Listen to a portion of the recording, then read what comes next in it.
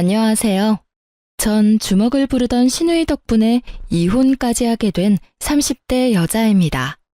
제가 이렇게 사연을 쓰게 된 이유는 제가 결혼과 이혼을 하며 겪었던 일을 애청자분들과 나누고픈 마음에 용기를 내보았어요. 지금은 물론 더없이 행복하지만 이혼 전 분노로 가득했던 제 이야기를 들어보실래요?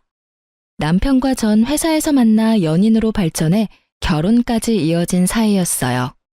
남편과 전 동갑이었지만 직급은 달랐어요.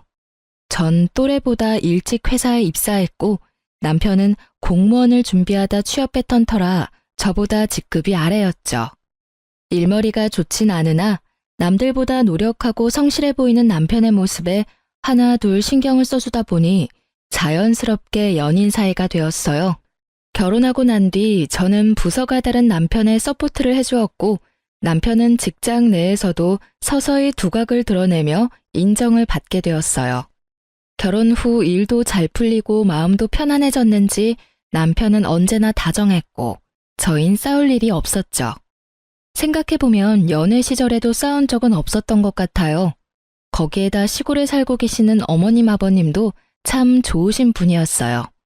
그 흔한 시댁 18번 곡이라는 손주 타령을 하시는 법도 없으셨죠.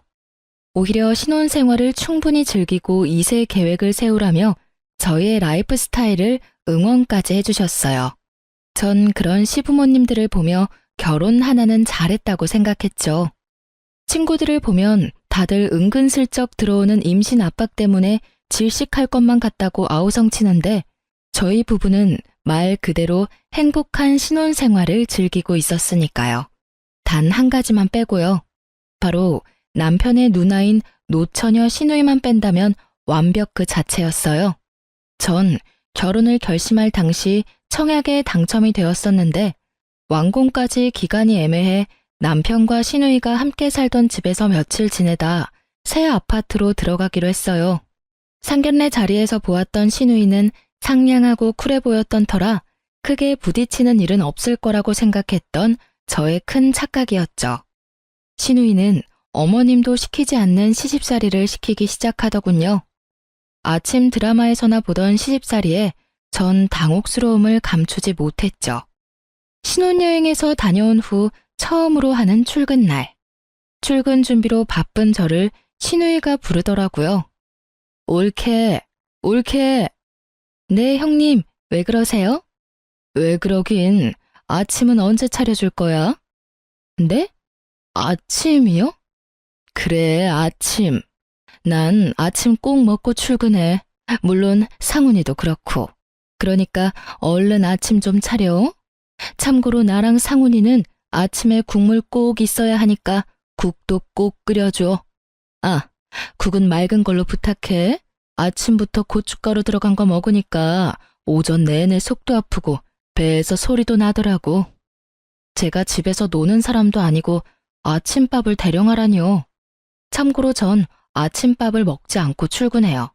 간혹 전날 저녁에 먹은 것이 부실했다 싶으면 편의점에서 간단히 해결하고 가고요. 거기에다 남편과 결혼 이야기가 오갈 때 약속했던 것이 있었어요. 자기야, 혹시 아침 먹고 출근해? 나는 아침 먹는데 자기는 안 먹어? 나는 오히려 먹으면 더 불편하더라고. 그래서 말인데 우리 결혼하면 아침은 각자 해결하는 게 어때? 난 아무래도 당신 아침까지 챙길 자신이 없어. 자기도 알다시피 나 아침잠도 많고 아침밥 때문에 스트레스 받기도 싫어. 알겠어. 그까짓 아침 혼자 챙겨 먹으면 되지. 자기가 몰라서 그렇지 나 요리 꽤 잘해. 난 매일 아침 챙겨 먹으니까 혹시라도 당신도 아침 고픈 날이 있으면 나한테 말해. 차리는 김에 당신 것도 차리면 되니까.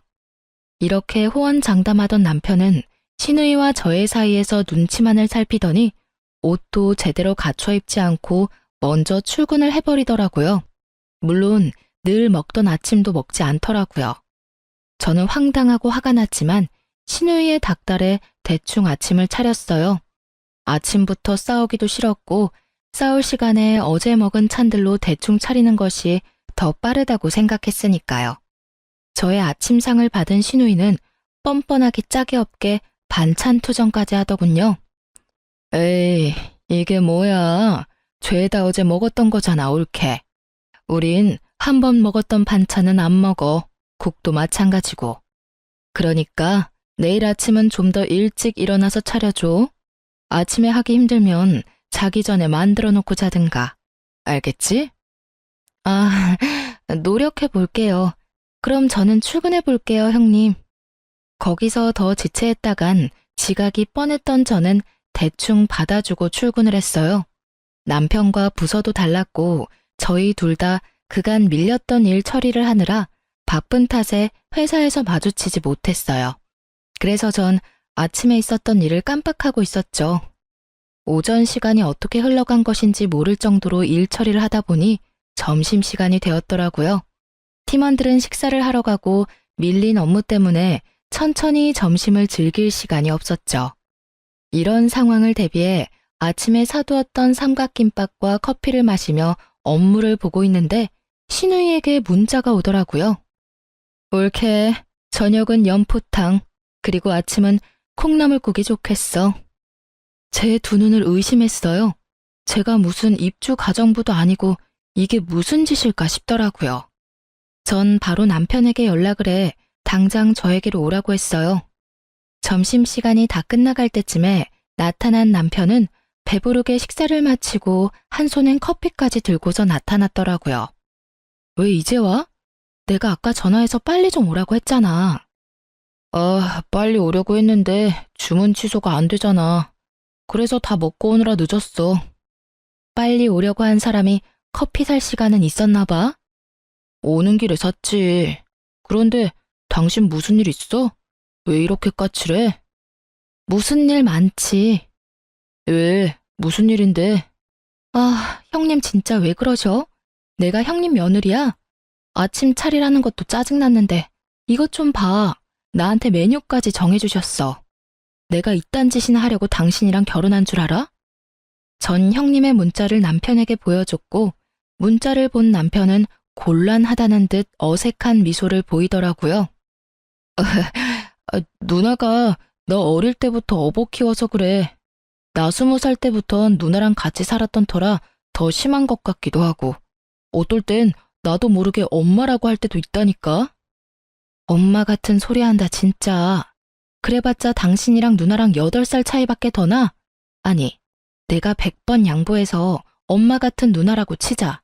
그래도 이건 아니지. 요즘 진짜 시어머니들도 며느리한테 아침 차리라고 하시는 분들 잘 없어. 이제 다들 며느리 눈치 본다고. 멀리서 찾을 필요도 없어. 어머니만 봐도 알잖아. 나한테 어머님이 뭐 시키시는 거 본 적 있어? 우리 엄마는 당신한테 뭐 안 시키지. 시킬 시간에 직접 하시는 게 빠르다고 생각하시니까. 그러니까. 그런데 형님은 왜 그러시냐고. 내가 당신한테도 안 차려주는 아침 형님한테 차려주게 생겼어? 그리고 당신은 아침에 그러고 도망가면 어떻게 해? 당신이 형님한테 한 소리 해줬어야지. 내가 어떻게 누나한테 뭐라고 해. 내가 조금 전에도 말했잖아. 누나가 어쩔 땐 더 엄마 같다고. 내가 누나한테 뭐라고 하면 우리 누나 얼마나 섭섭해하겠어. 그럼 난 당신 안중에도 없는 거야? 내가 섭섭해할 건 신경도 안 쓰여? 전 이런 문제는 확실히 하고 싶었던 터라 남편을 좀 몰아세웠어요. 제가 그렇게 나오자 남편은 하는 수 없이 아침은 자신이 하겠다고 하더라고요. 원래 약속이 그러했는데 인심 쓴다는 듯 말하는 남편을 보며 기가 찼지만 어찌되었든 원하는 방향으로 흘러가게 되었으니 참기로 했어요. 그렇게 전 저녁 식사를, 남편은 아침 식사를 맡게 되었어요. 남편과 저 두 사람이 살았어도 이렇게 분담을 하려고 했었으니 큰 불만은 없었어요. 그날 저녁 전 연포탕을 포장해 집으로 돌아갔어요. 맞벌이 하시는 분들은 아시겠지만 퇴근해서 장까지 보고 연포탕을 언제 만들어서 언제 먹겠어요? 그렇게 연포탕이 드시고 싶다고 하니 포장이라도 해서 가는 수밖에요. 하지만 신우이는 사오는 정성은 정성도 아니라 생각하는지 툴툴거리기 시작했고 남편은 또 저에게 혼나겠다 싶었는지 슬쩍 제 편을 들어주었어요. 연포탕이 얼마나 간단한 건데 그냥 올케가 퇴근하고 와서 직접 만들면 되지. 그러는 누나도 연포탕은 못 만들잖아. 내가 해봐서 아는데 연포탕에 얼마나 손이 많이 가는데 낙지 손질하는 데만 해도 시간 엄청나게 걸린다고. 뭐라는 거야 얘가.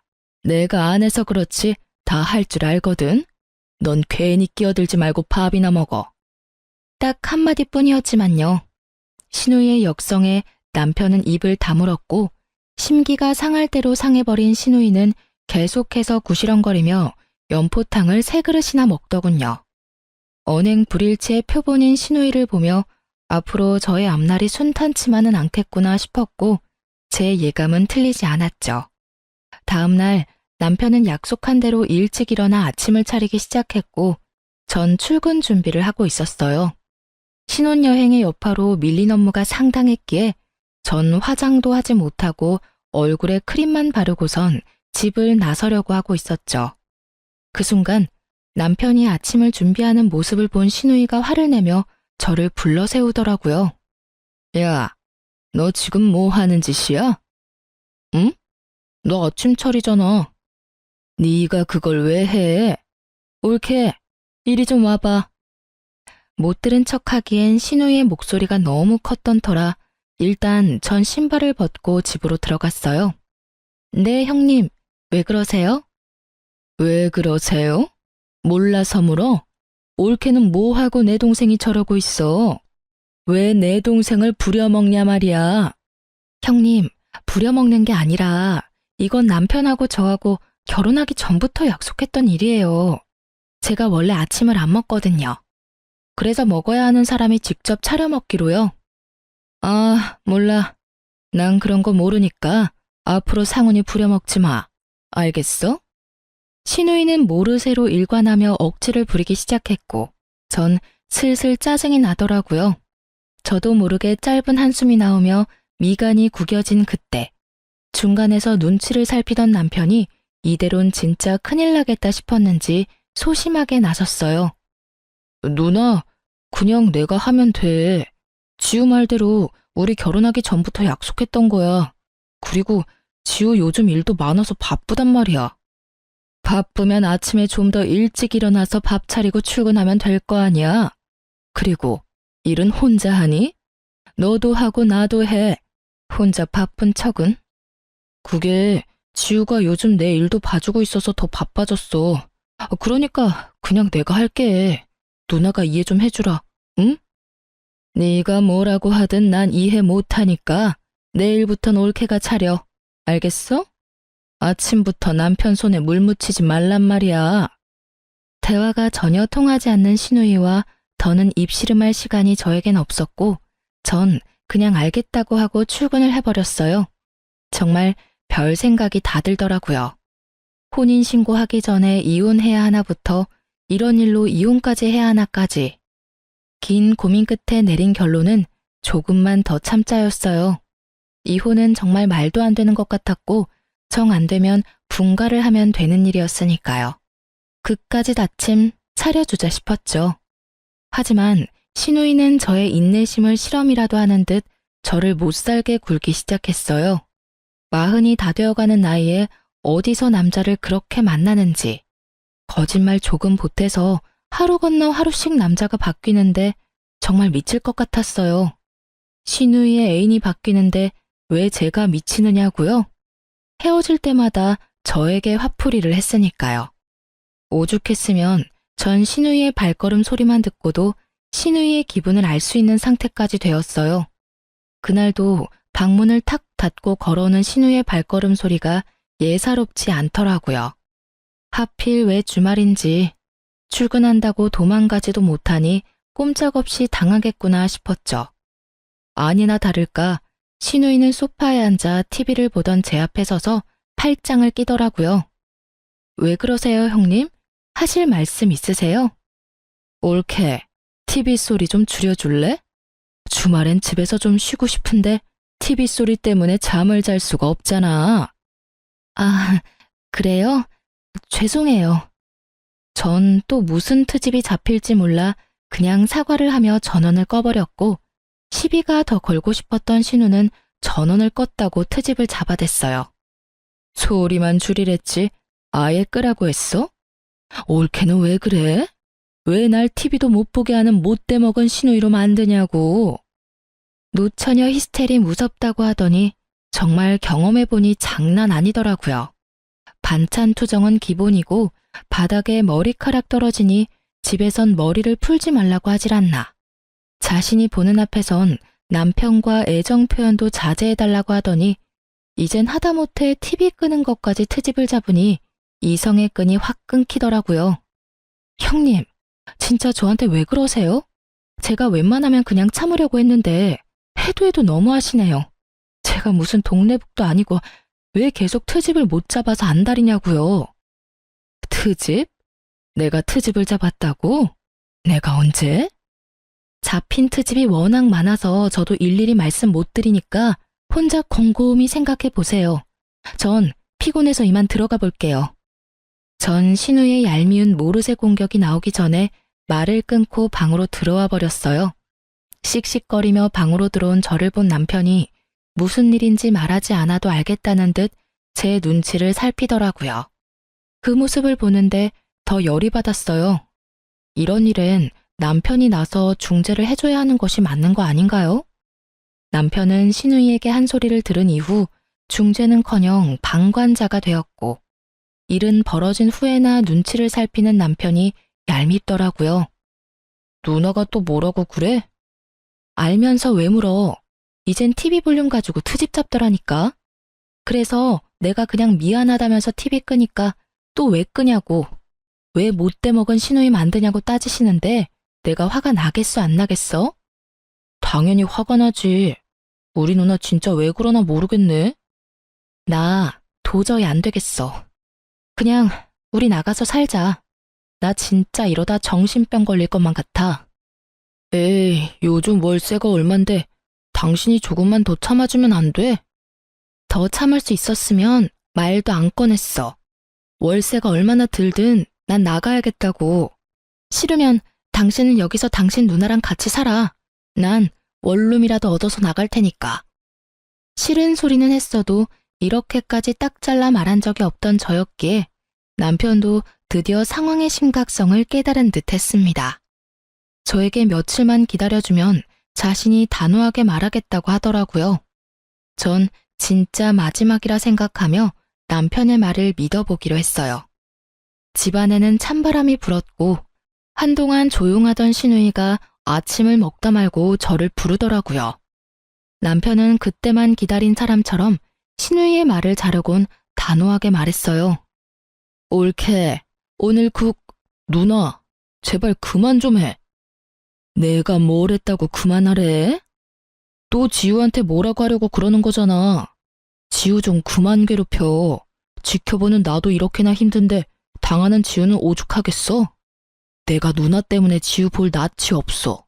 지금도 봐봐. 아침부터 신우이 밥 차려주는 올케가 어디 있다고 또 뭐라고 하려고 그래? 짜든 싱겁든 고맙다고 하고 그냥 좀 먹어주면 안 돼? 얘가 아침부터 생사람 잡네. 난 올케한테 국 맛있다고 말하려고 했어. 왜 오버하고 난리래? 그랬어? 이게 다 누나 탓이잖아. 오죽하면 내가 이러겠어? 누나가 이 사람 쥐잡듯 잡으니까 나는 당연히 또 혼내려나 보다 했지. 하여튼 이제 좀 자제 부탁해. 누나도 소중한 가족이지만 지우도 소중해. 그러니까 누나도 소중히 대해줘. 어이구, 알겠으니까 얼른 밥 드세요. 올케, 내가 요즘 좀 심했지? 섭섭했으면 풀어. 앞으론 나도 조심할게. 네? 아, 네. 갑자기 단호해진 남편도 놀라웠지만 순순히 인정하며 숙이고 들어오는 신우이가 더 놀라웠어요. 갑자기 변해버린 신우이의 태도엔 이유가 있었더라고요. 그건 다들 예상하시듯이 남자가 생긴 것이었어요. 그것도 무려 10살 차이가 나는 남자요. 평소 신우이의 스타일은 문자보단 전화를 선호하는 스타일이었는데 웬일인지 문자를 보고 웃고 있더라고요. 그 모습이 생소해 제가 물었어요. 형님, 무슨 연락이길래 그렇게 웃으세요? 아, 이거? 나 사실 결혼하고 싶은 남자가 생겼어. 정말요? 어떤 남자이길래 우리 형님 마음을 사로잡았대요? 그게 10살 연하야. 네? 10살이요? 와, 어떻게 만나셨는데요? 그게 술집에서 어쩌다 보니 합석하게 돼서 만나게 됐어. 외국에서 일하다가 한국 들어온 지 얼마 안 됐다고 하더라고. 얼굴도 엄청나게 잘생겼다. 완전히 내 이상형에 가까워. 그럼 만난 지 얼마 안 되셨을 텐데 벌써 결혼까지 생각하시는 거예요? 운명인 것 같아.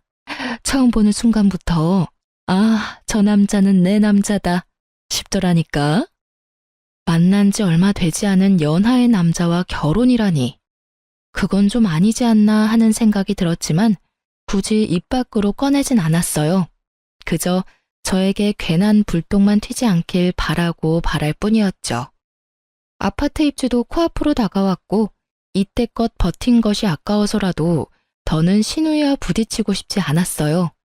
하지만 신우이는 이런 제 각오를 사뿐히 짓밟더라고요. 트집이 사라진 신우이는 이제 다른 방법으로 제 인내심을 실험하기 시작했어요. 그날은 오랜만에 남편과 밖에서 오붓하게 저녁을 먹기로 한 날이었어요. 그날따라 옷이고 가방이며 왜 그렇게 찾는 것마다 보이지 않는지 신경질이 다 나더라고요. 어디 갔지? 오늘 진짜 무슨 날인가? 왜 이렇게 찾는 것마다 없지? 왜? 못 찾는데? 왜 있잖아. 내 하얀색 원피스랑 노란색 가방.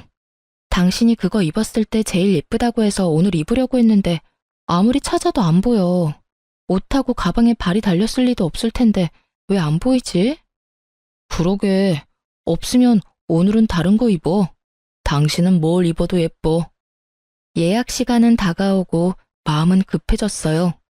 원하는 옷이 보이지 않아 짜증이 났지만 오랜만에 하는 데이트에 더는 기분을 망치고 싶지 않아 다른 옷을 입고 화장대 앞에 앉았어요.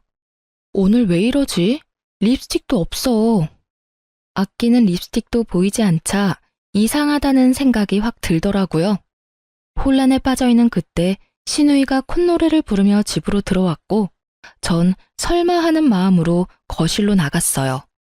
정말 설마가 사람을 잡더라고요. 네, 맞습니다. 신우이는 제 옷을 입고 가방을 어깨에 메고선 립스틱까지 가지고 외출했던 것입니다. 물론 저에게 묻지도 않고요.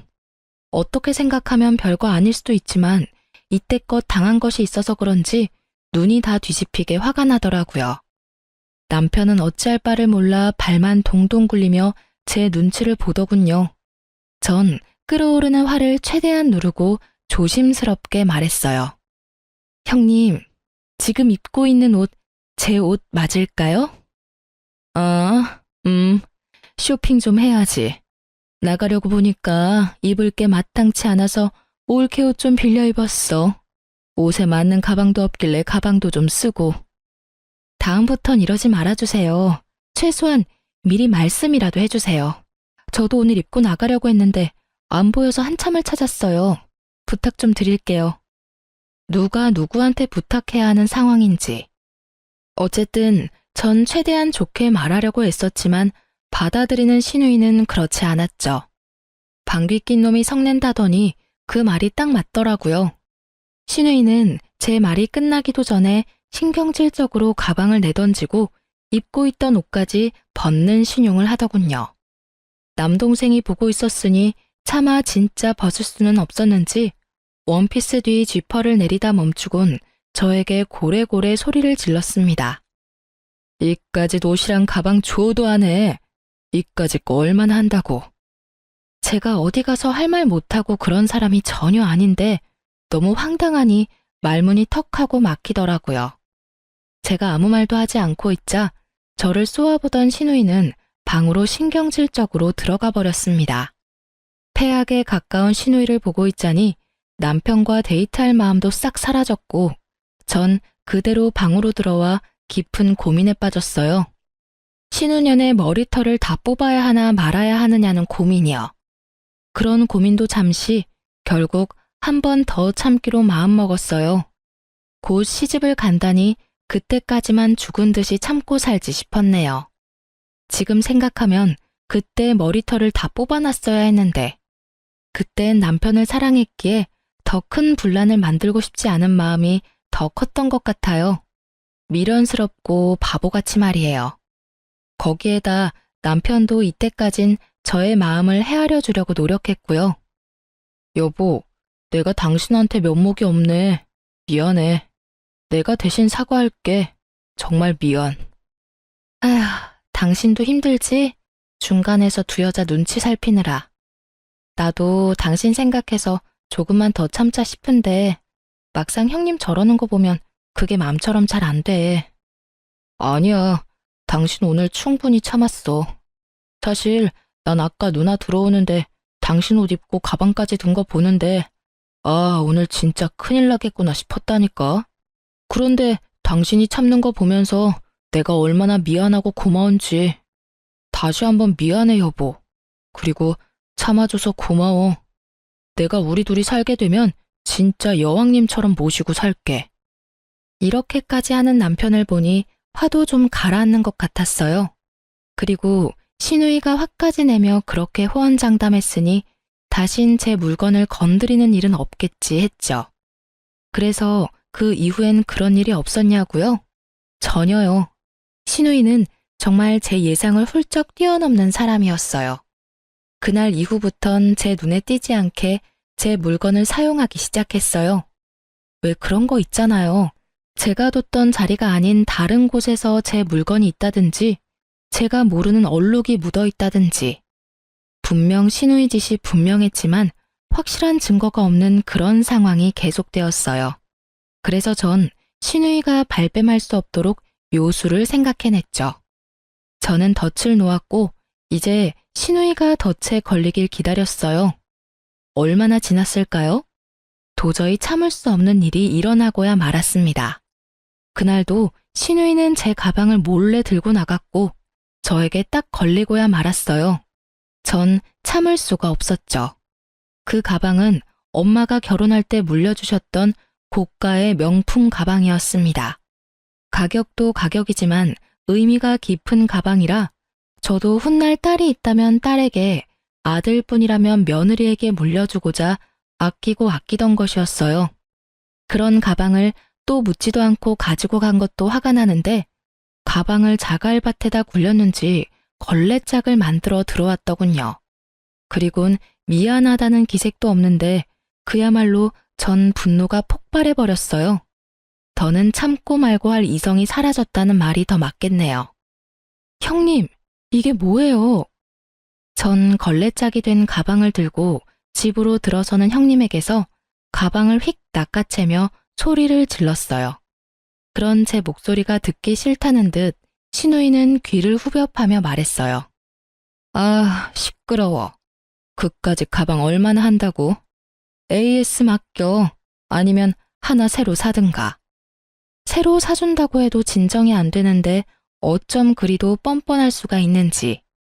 남편은 눈을 질끈 감았고 전 실소가 흘러나왔어요.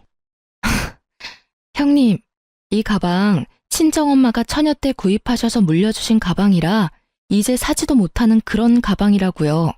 그리고 설사 다시 살 수 있다고 한들 걸레짝 만들어 온 건 형님인데 왜 제가 사요? 형님이 사주셔야죠. 참나, 난 또 새 가방이라도 되는 줄 알았네. 그래, 내가 물어줄게. 얼마면 돼? 한 100만 원 하면 돼? 100만 원이요? 형님이 방금 말씀하셨다시피 그 가방 컨디션이 새 것과 다름없었는데 그게 고작 100만 원일까요? 무려 샷된 가방인데? 형님이 가지고 계신 짝퉁 생각하시면 안 되죠. 물어주신다고요? 그래요, 물어주세요. 지금 중고 시세로 다 빼고 가방 가격만 받아도 1000만 원은 좋게 넘을 텐데 가족이니까 뒷단위 빼고 1000만 원만 받을게요. 제 계좌 문자로 보낼 테니 당장 입금해 주세요. 뭐? 1000만 원? 옳게 장난해? 지금 제가 장난하는 걸로 보이세요, 형님은? 아, 아니, 그냥 똑같은 S급으로 사면 아무도 모르겠구만. 그리고 그렇게 비싼 가방을 왜 아무렇게 놔둬? 나는 그냥 눈에 보이니까 빌려갔던 거지. 아무렇게나 두다니요. 옷방 제일 깊숙한 곳에 더스트에 박스까지 해서 넣어뒀는데요. 그리고 형님, 입은 삐뚤어졌어도 말은 바로 하셔야죠. 그건 빌린 게 아니고요. 훔쳐 쓰신 거예요. 뭐라고? 훔쳐? 내가 도둑질이라도 했다는 거야? 그럼 이걸 뭐라고 말할 수 있나요? 주인한테 묻지도 않고 남의 물건 막 가지고 가서 쓰는 행동을? 몰래 훔쳐가서 썼으면 깨끗하게라도 쓰시던가. 걸레짝을 만들어서 가지고 왔으면서 어쩜 사과 한마디가 없으세요? 사과는커녕 왜 그렇게 당당하신 거냐고요. 인연이 진짜? 너 말 다 했어? 언성은 높아지고 자칫 몸싸움으로 번질 수도 있는 상황이 되자 도저히 안 되겠는지 남편이 나섰어요.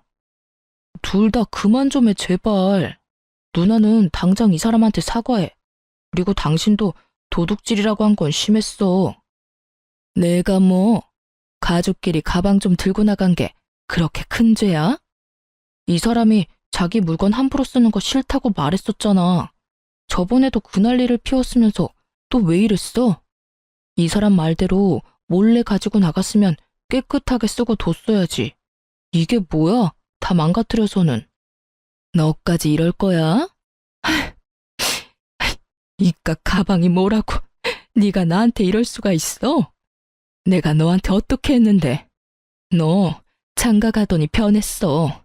매번 마누라 편만 들고 내가 너 이럴 때마다 얼마나 섭섭한 줄 알아? 급기야 신우이는 눈물을 짜내기 시작했고 멍청한 남편놈은 신우이 역성을 들기 시작했습니다. 결국 신우이와의 다툼은 남편과의 싸움으로 번져버렸죠. 누나, 울어? 뭐 이런 일로 울고 그래. 당신 얼른 누나한테 사과해. 뭐? 나더러 지금 뭘 하라고? 사과, 당장 무릎 꿇고 싹싹 빌어. 누나가 아무리 잘못했어도 그렇지 도둑으로 모는 건 당신이 잘못했어. 얼른, 누나 울잖아. 내가 기가 막혀서 진짜? 당신 눈에는 당신 누나 우는 것만 보이고 내 억장 무너지는 건 안 보이나 봐. 무릎 꿇고 싹싹 빌어야 할 건 내가 아니라 형님이라고. 상황 파악이 그렇게나 안 돼? 도대체 그까짓 가방이 뭐라고 일을 이렇게까지 키우는 거야? 내가 지금 가방 하나 때문에 이러는 걸로 보여? 물론 시작은 가방이었지. 그런데 당신도 눈이 있고 귀가 있으면 다 보고 들었을 거 아니야. 형님이 나한테 어떻게 했는지. 형님이 나한테 진심 어린 사과 한마디만 했었어도 나 이렇게까진 하지 않았을 거야. 그런데 형님은 오히려 내 탓만 하기 바쁘잖아. 이 가방이 어떤 의미인지 당신도 뻔히 잘 알면서 그런데 나한테 싹싹 빌으라고? 난 죽어도 못해. 1,000만 원? 그깟 1,000만 원 주면 되는 거야? 그러면 다 끝나는 거지? 돈은 당연한 거고 형님이 나한테 제대로 사과할 때까지 끝은 없으니까 그런 줄 알아. 그리고 더는 이딴 집구석에서 1초도 있고 싶지 않아. 난 친정가 있을 테니까 당신도 나 따라가든지 당신 누나랑 여기 있던지 당신 알아서 해. 말 그대로였어요. 더는 1초도 그 인간들과 한 공간에 있고 싶지 않았고 대충 짐을 싸 친정으로 가버렸어요. 짐까지 싸서 등장한 저를 본 친정 부모님들은 많이 놀라셨고 전 조금 진정이 되면 다 설명해 드릴 테니 기다려 달라고 부탁드렸죠. 한순간 욱하는 마음에 이런 행동을 하는 딸이 아니란 걸 누구보다 잘 아는 부모님은 알겠다고 하시며 집 냄새가 가득한 이불을 내어주셨어요. 그 이불을 덮는데 왜 그렇게 눈물이 나는지 서럽더라고요. 누군가에게는 그깟 가방, 옷, 물건일 수도 있지만 저에겐 소중했으니까요. 거기에다 남편 생각해서 이때껏 참아온 것이었는데 그런 남편마저 저를 질책하고 나서니 더욱 서러웠어요. 그렇게 울고 있는데 어머님에게 전화가 왔어요. 여보세요? 어머님. 아가, 방금 네 시누이랑 통화했어. 많이 속상했지? 내가 아주 홍구멍을 냈어. 어쩜 철이 없어도 그렇게나 없는지. 아니에요, 어머님.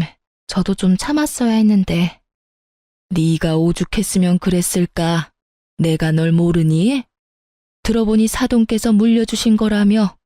그렇게 의미가 깊은 물건인데 다 망가졌으니 얼마나 속상했을 거야. 네 계좌로 가방값 보냈어.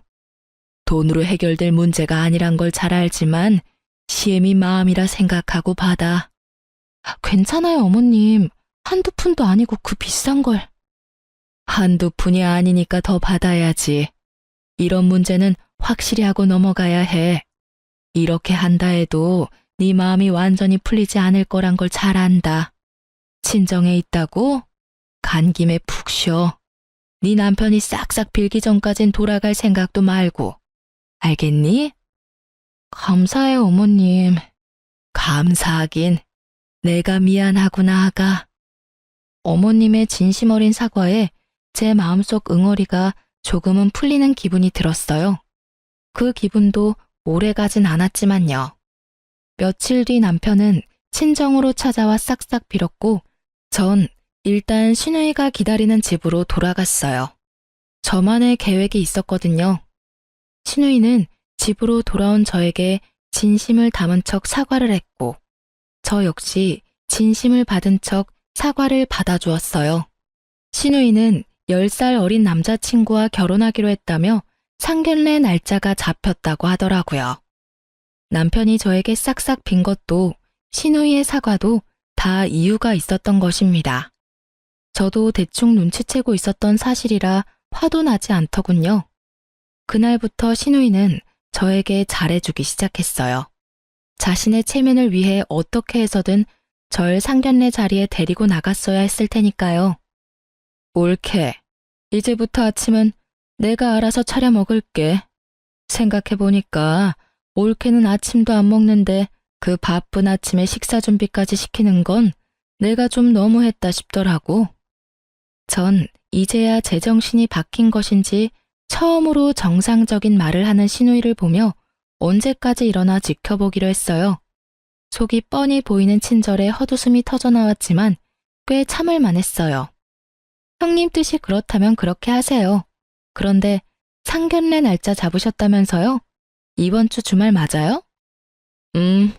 옳게도 같이 갈 거지? 그럼요. 제가 가야죠. 10살 차이라고 했었죠? 나이 차이가 꽤 나는데 반대는 없었나 봐요, 형님? 그게 사실 나이를 속였어.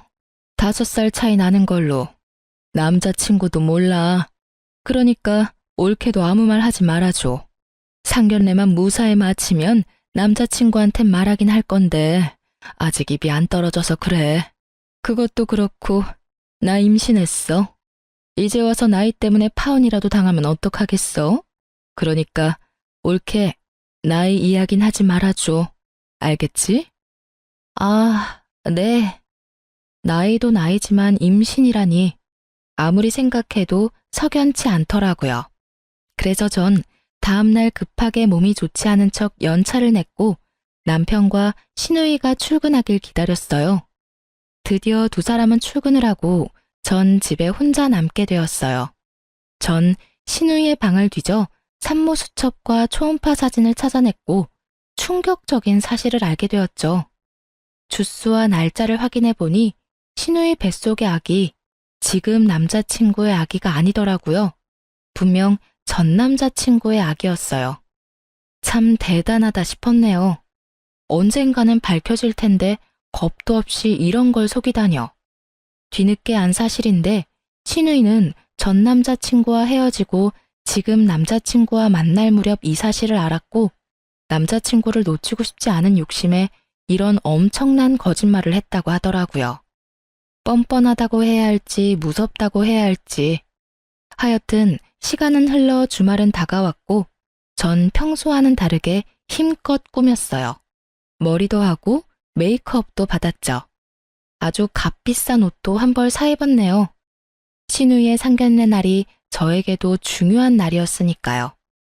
와, 옳게. 다른 사람 같아. 너무 단아하고 고급스러운 게 사모님 같아. 올케 덕분에 내 기가 다 사는데? 고마워, 올케. 이렇게까지 신경 써줘서. 그러게, 당신 오늘 정말 예쁘다. 그래? 그래요? 오늘이 어떤 날인데 제가 신경 써야죠. 어머님, 아버님은 좀 늦으신다던데. 저희 먼저 들어갈까요? 어깨에 힘이 한껏 실린 신우이는 신난 손길로 예약한 방문을 열었고 그곳엔 신우이의 남자친구만 덩그러니 있었어요. 자기야, 언제 왔어? 연락하지. 헉, 그런데 왜 혼자야? 그게 누나가 왜 내 여자친구랑 같이 와? 저를 보며 누나라고 부르는 신우이의 남자친구. 맞습니다. 10살 어린 신우이의 남자친구는 바로 제 친동생이었습니다. 저랑 2살 차이 나는 남동생은 대학교 졸업 후 유명 증권사에 바로 취업이 되었고 해외지사 파견을 받아 이때껏 해외에서 근무하다 국내로 들어온 지 6개월도 채 되지 않았었죠. 남편과 연애할 때도 코로나가 한창 심했을 때라 남편도 동생 얼굴을 보지 못했고 상황이 그러해 제 결혼식에도 물론 오지 못했으니 신우이도 동생인 줄 몰랐던 거죠. 지금 생각하면 신우이에게 참 고마워요. 하필 제가 가장 아끼는 가방을 들고 나가 걸레짝을 만들어주는 바람에 제가 친정으로 갈 수 있었고 친정에서 남동생과 신우이가 함께 찍은 단 한 장의 사진을 조르고 졸라 볼 수 있었으니까요. 평소에 사진 찍는 걸 정말 싫어하는 남동생인데 신우이가 억지로 찍은 사진이라고 하더라고요.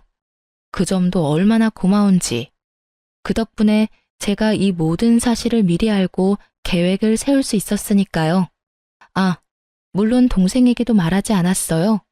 미리 알려야 하나 생각도 했지만 신우이가 눈치라도 챈다면 또 무슨 변명을 하며 빠져나갈지 모르는 일이었으니까요.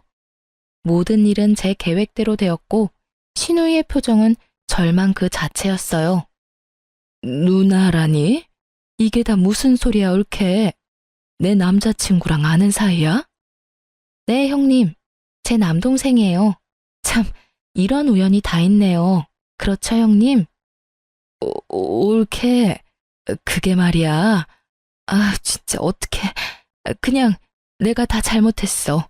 전부 다. 나 좀 받아주면 안 될까? 내가 진짜 잘할게, 응?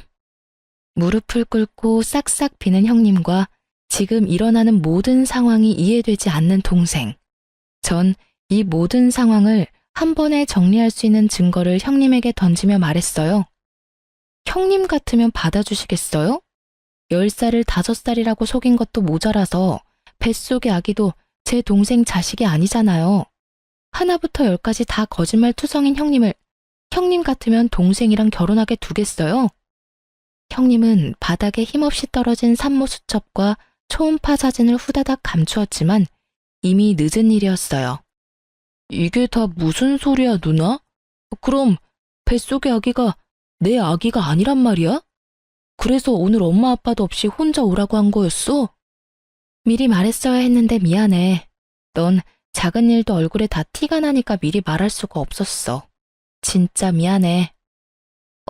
그러니까 나이도 5살 많은 게 아니라 10살이 많고 애도 내 애가 아니란 이 말이네? 그러면서 뻔뻔하게 결혼해주지 않으면 죽는다고 협박까지 했어? 어쩐지 테스트기는 보여주면서 초음파 사진은 안 보여주는 게 이상하다 싶었어. 이 정도면 사기야, 사기. 모든 사실을 알게 된 동생은 충격이 큰 듯 비틀거리며 소리를 질렀고 신우이는 동생에게 몸을 돌려 빌기 시작했어요. 자기야, 내가 잘못했어. 처음부터 속이려는 건 아니었는데 자기를 너무 사랑해서 놓치고 싶지 않았어. 나 한 번만 용서해주면 안 될까? 이 아기 자기가 싫다고 하면 당장 지울게. 나 수술하면 돼. 그걸 지금 말이라고 해? 수술을 하든 말든 네 마음대로 하고 다신 나한테 연락하지 마. 다신 그 뻔뻔한 낯짝 보고 싶지도 않으니까. 당장이라도 경찰서에 가서 고소하고 싶은데 그동안 만났던 정을 생각해서 참는 거야. 알겠어? 아, 누나, 나 먼저 가볼게. 집에서 봐. 동생은 그렇게 자리를 떠났고 신우이도 동생을 따라가 버리더군요. 동생을 따라가지 못하게 시누이를 붙잡고 싶었지만 저에겐 아직 남은 문제가 있었기에 시누이는 동생에게 맡기기로 했어요. 이제 남은 것은 남편에게 복수하는 것이었어요.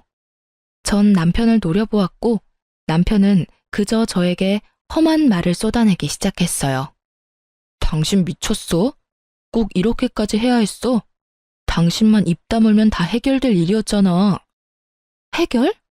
넌 하늘이 무섭지도 않아? 그러다 천벌받아. 그리고 너 같으면 네 동생이 인생 나락으로 가는 꼴 보고만 있을 수 있어? 나락? 말이 심한 거 아니야? 심한 건 너희 남매들이지. 네 누나도 누나지만 네가 어떻게 나한테 이럴 수가 있어? 내가 지금 누나 편 들었다고 이래? 그럼 내가 여기서 누나 편을 들지 당신 편이라도 들어줄 줄 알았어? 아직도 상황 파악을 하지 못하고 쉰 소리나 하는 남편에게 당장 휴대전화를 내밀어 영상을 보여주었고 말 그대로 잿빛 얼굴이 되더라고요. 그 영상은 저희 집 안방과 옷방에 설치된 홈 CCTV 영상이었어요. 시누이가 제 물건을 몰래 쓰는 것이 분명한데 증거가 없어 답답했던 저는 증거를 잡을 요량으로 CCTV를 설치했던 것이었습니다. 물론 남편에게 지나가는 말로 설치해야겠다고 언급했었는데 제 말은 귓등으로도 안 듣더니 설치한 줄도 모르더라고요. 친정에서 어머님의 전화를 받은 전 CCTV가 떠올랐고 녹화된 영상을 통해 남편의 검은 속내를 알고 오늘의 계획을 세웠던 것이었어요. 그렇게 녹화된 영상 속엔 옷방 안에서 나눈 둘의 대화가 버젓이 들리더라고요. 너 괜찮아? 올케는 친정에 갔어? 뭐 그런 일로 짐까지 싸서 쪼르르 친정을 간다니? 하여튼 너 진짜 여자 잘못 만났어. 가방 빌려줬다. 좋게 생각하면 될 일을 뭘 쪼잔하게 화까지 내는 지원? 내가 저기 저 가방도 쓴 줄 알면 올케 진짜 이혼하겠다고 개거품 물고 찾아오겠네. 누나, 그러게 내가 조심 좀 하라고 했잖아. 모르는 척 하는 거지. 집사람 다 알고 있다고. 내가 그렇게까지 말했는데 하필이면 장모님이 주신 가방을 그 꼴을 만들어서 가지고 오냐? 아, 몰라. 남자친구랑 다투는 바람에 열받아서 화풀이 한다고 던졌는데 하필 손에 들린 게 가방이었어. 바닥에 돌도 많았고. 나라고 이렇게 될 줄 알았겠어? 이제 어떡할 거야? 저 사람 저대로 두면 누나 상견례는 어쩌려고. 어떻게든 오게 해야지. 넌 결혼해도 그딴 년이랑 결혼했니? 오늘도 봐. 이까진 일로 짐 싸서 친정 가는 게 말이나 돼? 그년 때문에 나만 엄마한테 혼났잖아. 나라고 알았겠어. 그렇지 않아도 이번에 회사에서 맡은 프로젝트만 무사히 끝내면 이혼할 거야. 성질머리가 얼마나 더러운지 생각 같아선 당장이라도 이혼하고 싶은데 와이프 도움 없이는 프로젝트 성공리에 끝내기란 불가능에 가까우니 어쩌겠어. 누나 결혼식도 있고. 일단 다 무사히 넘기고 나 진급만 하면 당장 이혼할 거니까 누나도 그때까진 비위 잘 맞추란 말이야. 알겠지? 더 들을 수가 없어 전 영상을 꺼버렸어요. 기껏해야 어머님께 형님의 만행을 알리고자 설치했던 CCTV였는데 이런 월척이 낚일 줄 누가 알았겠어요? 숨겨왔던 민낯이 드러나니 남편은 시누이가 꿇었던 그 자리에 똑같이 무릎을 꿇고 싹싹 빌더군요. 여보, 저 말 다 진담 아닌 거 당신은 알지? 별것도 아닌 일에 당신이 집을 나가버리니까 화가 나기도 했고 누나도 달래줄 겸 그냥 한 말이었어. 진짜 당신하고 이혼할 생각은 전혀 없었다고. 내가 당신을 얼마나 사랑하는데 당신도 잘 알잖아. 사랑 타령을 하는 남편을 보는데 화가 다시 솟구쳐 올랐어요. 저 망설이지 않고 남편의 뺨을 내리쳤습니다. 사랑? 웃기고 있네. 이 와중에도 거짓말을 하고 싶니? 정말 소름 끼친다. 그냥 이혼해 우리. 곧 어머님 아버님 오시지? 영상은 내가 보내드릴 테니까 자세한 설명은 네가 해. 그러면 법원에서 보자. 그렇게 저도 그 자리를 났습니다. 뒤에서 남편의 절규가 들려왔지만 아랑곳하지 않았어요. 이미 제 마음을 떠난 사람이었으니까요. 일말의 감정도 남지 않았죠. 저를 등에 업고 날개를 달려고 했다니 정말 가당치도 않았어요. 그래서 어떻게 됐냐고요? 뻔한 결말이었죠.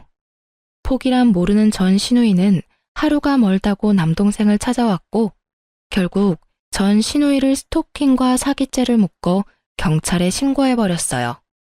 전 당연히 이혼했습니다. 이혼 이후 저의 도움이 사라지자 전 남편 놈의 무능함이 적나라하게 드러나며 부서 사활이 달려있던 일은 그야말로 대실패로 돌아갔어요. 회사 명예를 땅에 떨어뜨린 수준이었고 프로젝트 책임자였던 전 남편은 그에 대한 징계로 권고사직까지 받았고요.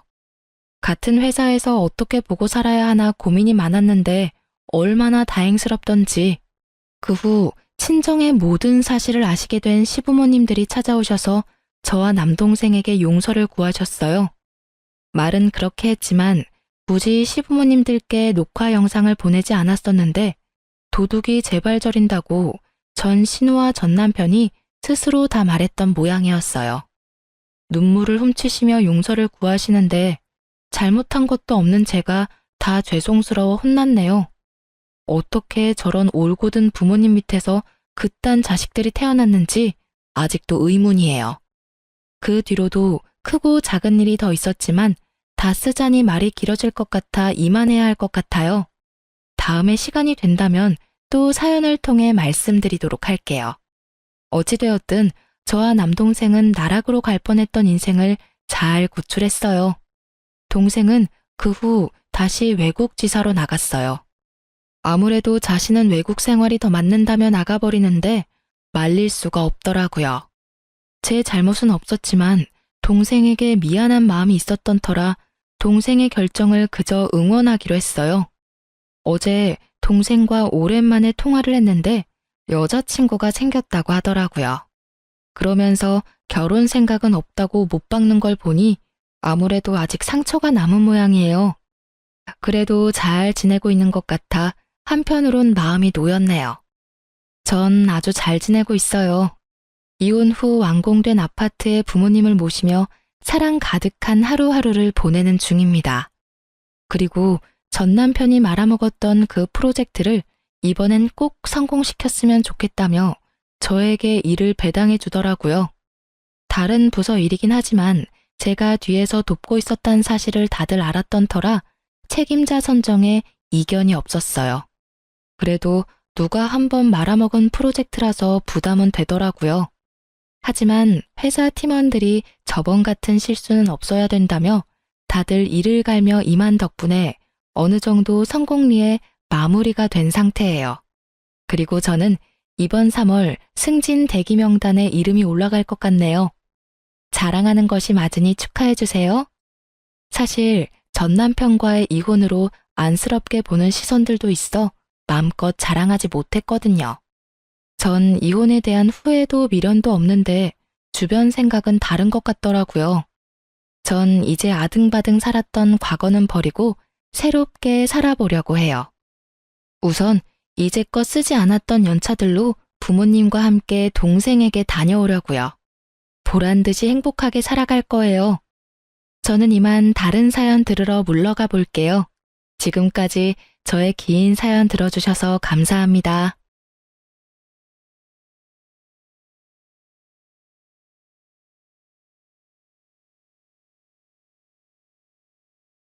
안녕하세요.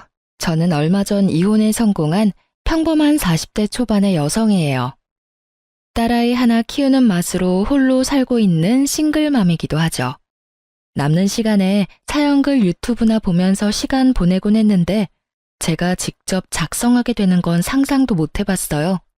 그렇지만 제가 직접 글을 써야겠다는 생각이 들 정도로 제 상황은 정말이지 개판 5분 전이었답니다. 지금이야 이미 이혼 과정이 다 끝나고 정리가 된 마당이지만 그 당시에만 하더라도 저뿐만이 아니라 이 이혼과 관계된 사람들 모두 너덜너덜해졌거든요. 저와 남편은 정말이지 오랜 기간 사귀었어요. 솔직하게 말하면 남편이 질질 끌었다고 해야겠죠. 남편은 무슨 이유에서인지 결혼에 대한 생각이 없었고 저는 결혼에 대한 막연한 동경 같은 것이 있었어요. 그리고 무엇보다도 나이가 들면서 하나하나 자리 잡아가는 친구들을 보니 저도 그렇게 안정적인 자리를 잡고 싶다는 생각을 했거든요. 그래서 마지막으로 당시의 남친이었던 남편에게 통보했었죠. 우리 5년 사귀었고 결혼 생각 없으면 이쯤에서 접자였어요. 그때 왜 결혼을 하기 싫어했는지 이혼하는 과정에서 알게 됐어요. 남편이 간을 보고 있었더라고요. 본인은 신중했다고 말하지만 저는 전혀 그렇게 생각하지 않거든요. 당시에는 그런 찝찝함이 있었지만 결혼 후에는 그런 찝찝함도 사라졌어요. 남편이 잘해줬거든요. 그런데 의외의 문제가 제 발목을 잡았죠. 바로 시부와 시모 때문이었어요. 시부는 돈이 좀 많았어요. 물론 지방에 살고 있으니 엄청 부자는 아니었지만 그래도 자수성가한 타입이었거든요. 그런 시부가 늦바람이 나서 매번 시모와 싸우는 거예요.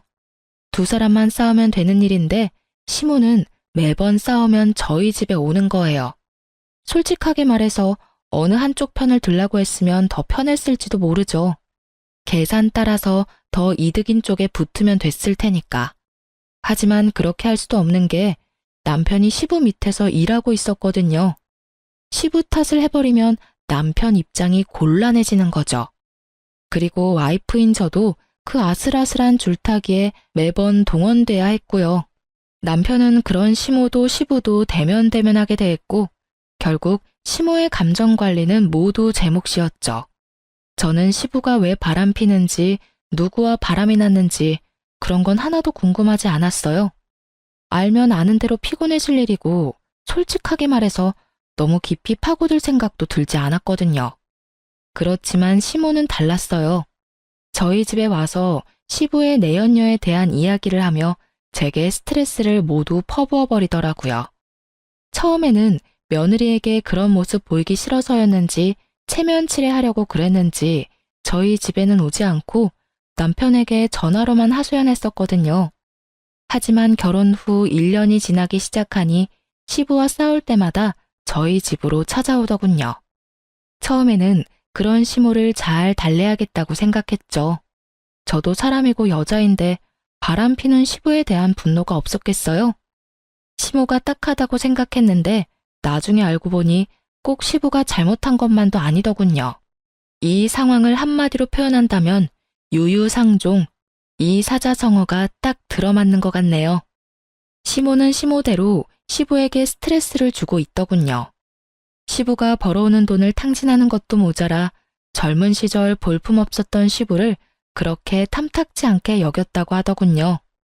와이프한테 무시당하고 벌어온 돈 다 착취당하면 늦바람이 나도 어쩔 수 없겠다는 생각이 들 정도로 두 사람의 역사는 참으로 치열했어요.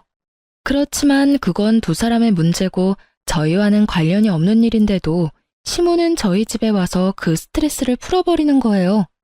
남은 사람들에게 쌓일 스트레스는 생각도 않고 말이죠. 밥을 해주면 밥투정, 청소해주면 마음에 안 든다며 다시 하라고 하고 정말로 시모의 투정과 억지가 대단했어요.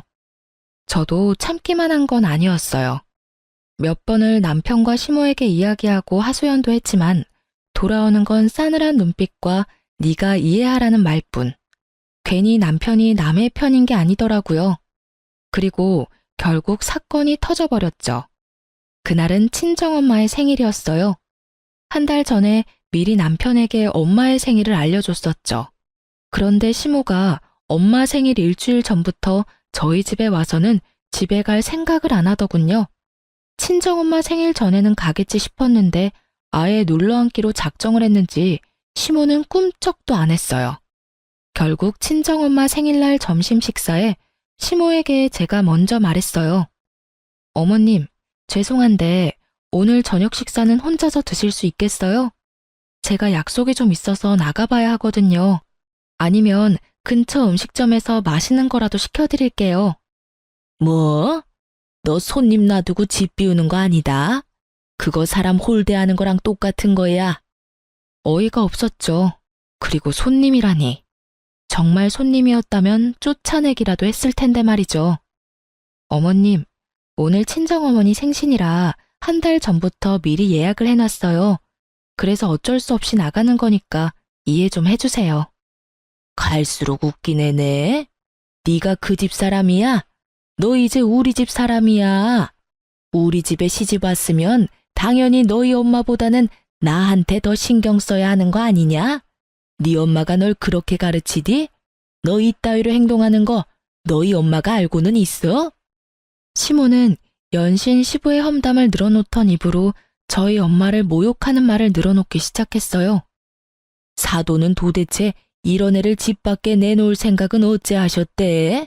하긴 고슴도치도 제 자식이 제일 예뻐 보인다니 할 말은 없다만. 너 죽어도 이 집 귀신 되는 거야. 네가 죽으면 그 집에서 네 제사라도 치러준다니? 이래서 요즘 애들은 안 된다니까. 주제를 몰라요, 자기 주제를. 저는 시모가 저를 향해 내뱉는 말들을 듣지 않으려 애를 써야 했어요. 정말 기분이 더럽고 엿 같았거든요. 저는 착한 사람이 아니에요. 그리고 인내심이 그리 좋은 사람도 아니었고요. 평범한 사람이었어요.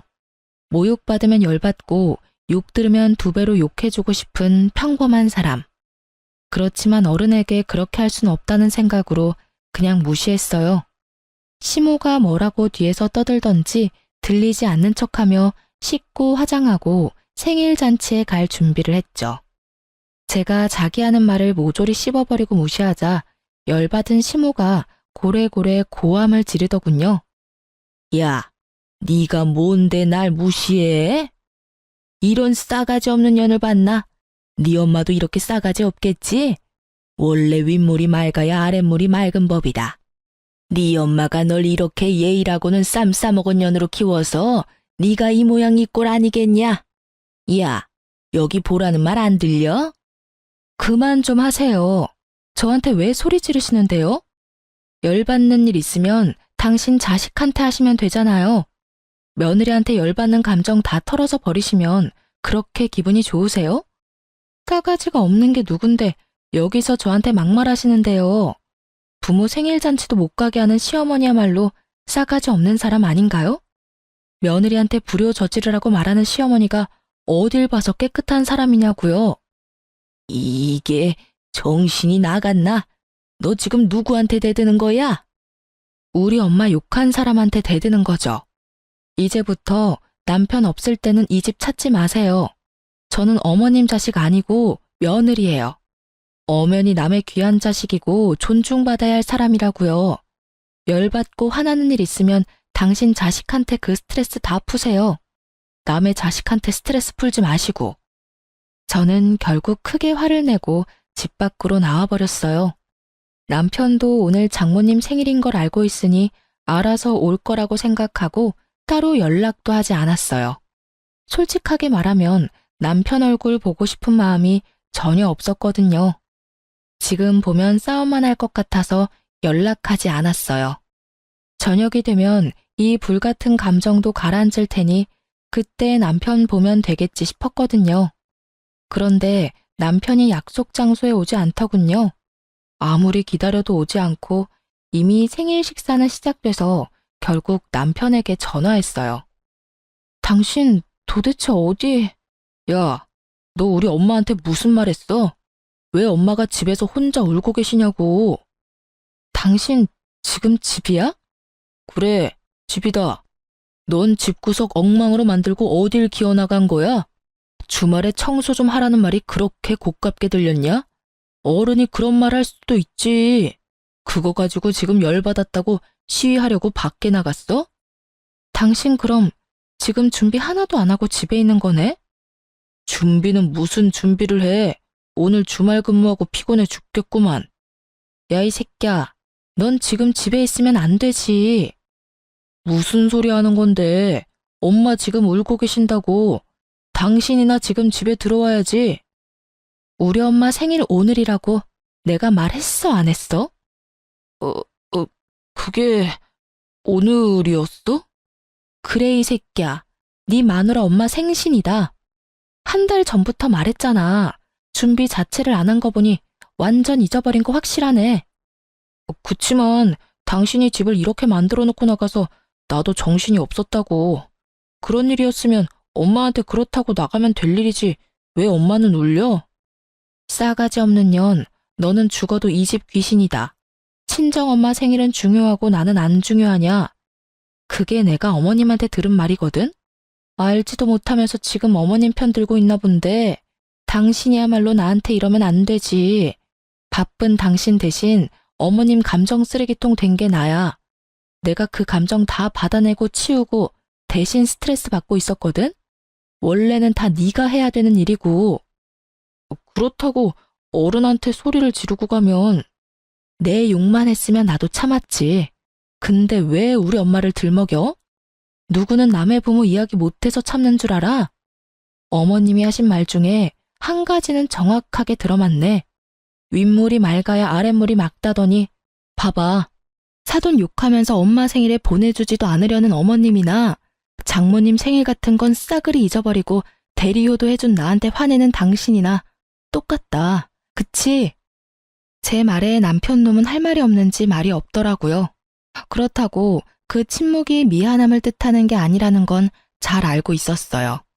미안했다면 미안했다고 말했겠죠. 장모 생일도 모르는 놈이랑 결혼한 내 팔자가 참 웃겨. 어머님한테 전해. 그리고 당신도 잘 듣고.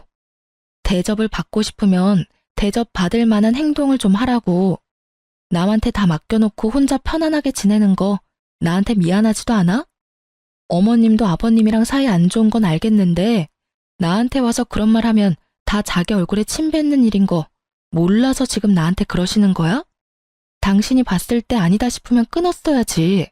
언제까지 나한테 다 맡겨놓을 셈이었니? 결국 남편은 헐레벌떡 뒤늦게 친정엄마의 생일에 찾아왔어요. 솔직히 용서해주고 싶은 마음은 눈꼽만큼도 없었어요. 이 사람과의 결혼 생활에 의심이 들기 시작한 게 그때가 시작이었던 것 같아요. 제 기분은 최악이었고 남편 놈은 눈치만 보더군요.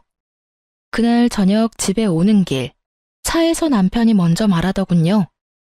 여보, 미안해. 나는 장모님 생일을 잊은 게 아니고 어제까지는 분명히 생각하고 있었거든. 그런데 갑자기 집에 어머니가 울고 계시는 바람에 나도 모르게 잊어버린 거야. 누가 뭐래?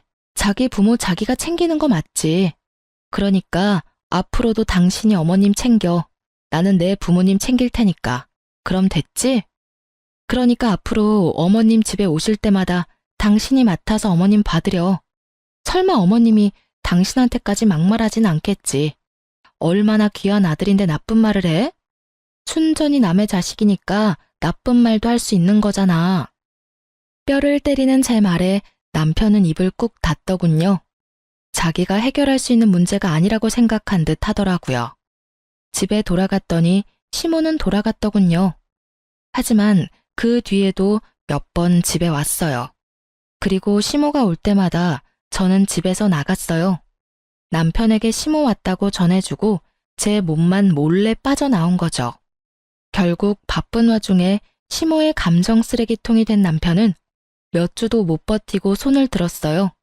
시모에게 제발 집에 오지 말라고 빌며 시댁으로 보냈다더군요. 그래도 남의 자식이 아니라 제 자식의 부탁이니 말은 잘 들어주더군요. 그 뒤로는 시모도 저희 집에 온 일이 없었어요. 저도 남편도 평온한 시간을 되찾게 된 거죠. 저와 남편의 생활은 꽤나 오랫동안 유지가 됐어요. 시댁에서 시모와 마주쳐도 시모는 제게 한마디도 안 했어요. 기분이 나빠져라기보다는 자신이 여기서 화를 내고 짜증을 내면 남편에게 더 미움받을까봐 걱정했던 것 같더라고요. 그리고 시부에게 책 잡히는 게 싫어서 그랬던 것 같기도 하고요. 그리고 그런 시모 덕분에 저는 생각보다 편하게 시댁에 다닐 수 있었어요. 그 와중에 저와 남편 사이에는 딸아이가 태어났어요. 딸이 태어났을 때 가장 좋아했던 분이 시부였어요. 시부는 아들보다 딸을 원했는데 집안에 아들만 있으니 영 아쉬웠던 모양이었어요. 작고 앙증맞은 손녀딸의 존재는 시부에게는 오아시스 같은 느낌이었던 거죠. 매번 갈 때마다 손녀딸 데리고 오라고 한다든지 시모와 싸운 날에는 밖에서 식사나 하자며 손녀를 꼭 데리고 오라고 하셨거든요. 그런 시부의 지극정성에 제 딸도 어찌나 시부를 잘 따르던지 결국 시부의 총애를 듬뿍 받은 우리 집 상전으로 거듭났죠. 그렇게 즐겁고 평온한 시간이 계속될 거라 생각한 어느 날 남편이 회식이 있으니 늦을 것 같다는 카톡을 보내왔어요. 그 카톡을 보면서 저는 별 생각 없었어요. 요즘 자주 늦네? 이런 정도였죠. 승진과 각종 행사가 많았던 연말이었거든요. 그래서 늦는 것도 어쩔 수 없다는 생각이었고 저는 사회생활도 업무의 연장선이라고 보는 타입이라서 딱히 회식을 싫어한다거나 하지 말라고 한 적은 없었어요. 그런데 그날은 좀 특별했어요. 낮부터 애가 열이 나는 데다가 약을 먹여도 3시간 만에 다시 열이 오르고 다시 약을 먹이고 이런 상황의 연속이었거든요. 걷잡을 수 없이 열이 올랐을 때는 이미 자정이 다 되어가는 시간이었어요. 혼자 애를 데리고 병원으로 갈 자신이 없었고 남편에게 연락부터 했어요. 그런데 전화기가 꺼져 있더군요. 결국 전화번호를 뒤지다가 정말 우연히 받아놓은 남편 부하 직원의 연락처를 발견했죠. 그 부하 직원이라면 분명히 남편과 같이 있을 거라는 생각으로 그 사람에게 전화를 했어요. 늦은 시간에 죄송해요. 지금 회식하는데 남편 옆에 있죠? 이 사람이 전화기가 꺼져 있던데. 에? 회식이요? 저희 회식은 다음 주에 잡혀 있는데요.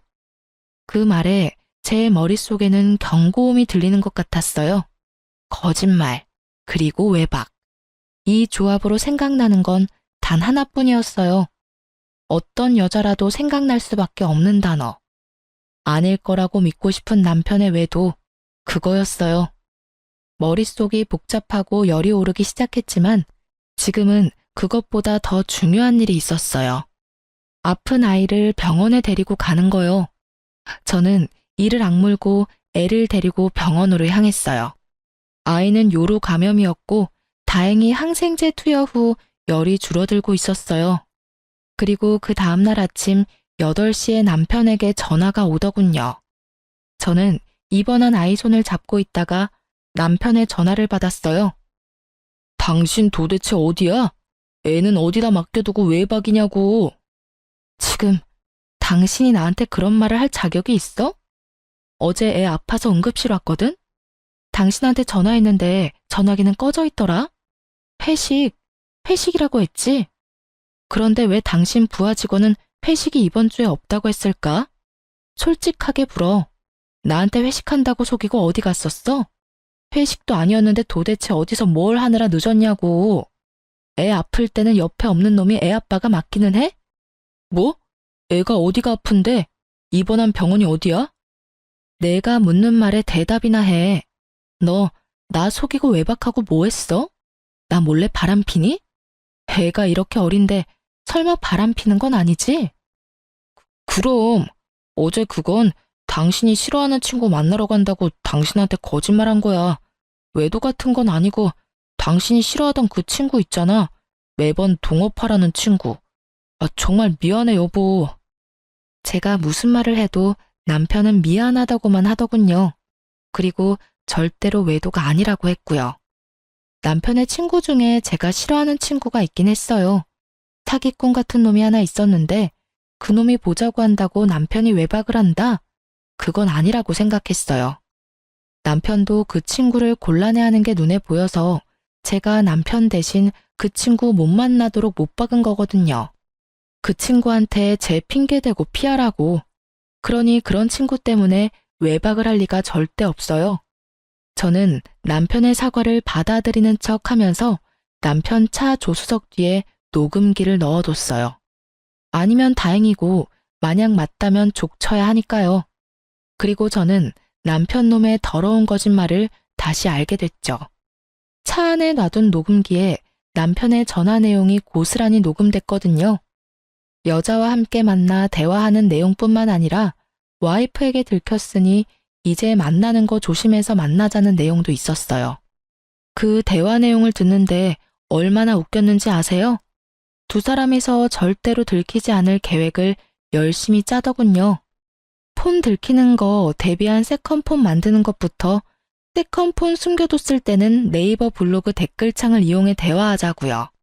배신감에 저는 남편놈에게 복수심을 활활 불태웠어요. 솔직하게 말하면 당장이라도 남편과 상간녀에게 달려가 제게 눈물 흘리게 만든 값을 받아내고 싶었어요. 그렇지만 이때 저는 그런 생각을 했죠. 제가 이혼을 하지 않겠다고 다짐했다 하더라도 상황이 어떻게 굴러갈지는 알 수 없을 거라고. 그래서 저는 증거를 모으기 위해서 남편과 상간녀를 미행하기로 했어요. 남편을 미행해서 상간녀의 집을 알아냈고 상간녀의 집 앞을 지키고 섰어요. 그런데 얼마 뒤 저는 정말로 당황할 수밖에 없었어요. 정말로 의외의 인물이 밖으로 나왔거든요. 저는 너무 당황한 상태로 사진부터 찍었어요. 상간녀에게 직접 가서 따지려고 했던 제 계획은 잠시 뒤로 물렸어요. 저는 계획을 바꿔서 남편부터 추궁하기로 했어요. 그리고 여차하는 순간 저 인물이 저에게는 도움이 될 것 같았거든요. 저는 그날 저녁 남편에게 가서 말했어요. 나랑 이야기 좀 해. 당신 나 말고 다른 여자 생긴 거 맞지? 갑자기 무슨 말이야. 이상한 소리 하지 말고 식사나 하자. 말 돌리지 말고. 나 당신 차 안에 녹음기 넣어놨었어. 거기 이미 다 녹음됐더라고. 당신이랑 그 여자 작당하는 거. 지금 당장 헤어져. 그러면 내가 용서해 줄게. 용서?